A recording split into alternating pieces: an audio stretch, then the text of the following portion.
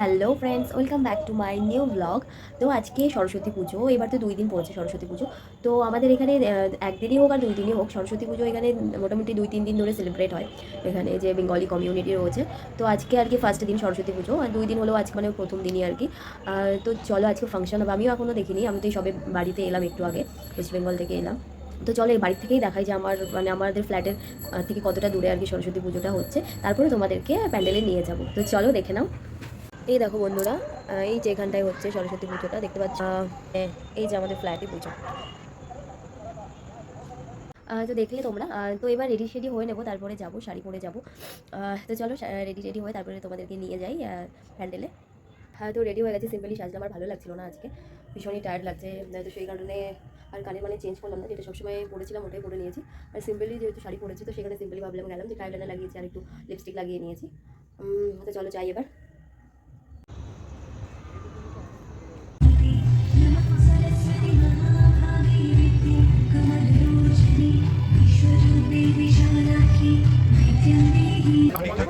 অঞ্জলি হবে। আর যেরকম প্রতি বছর আমরা করি, আমরা দুপুরে মহাপ্রসাদের ব্যবস্থা করেছি। এই যে আমি আর আমার হাজব্যান্ড একসঙ্গে বসে পড়েছি পাশাপাশি অনুষ্ঠান দেখব বলে। তো চলো, গান মোটামুটি ভালোই হচ্ছে। তো চলো তোমরাও একটু শুনে নাও কেমন হচ্ছে গান।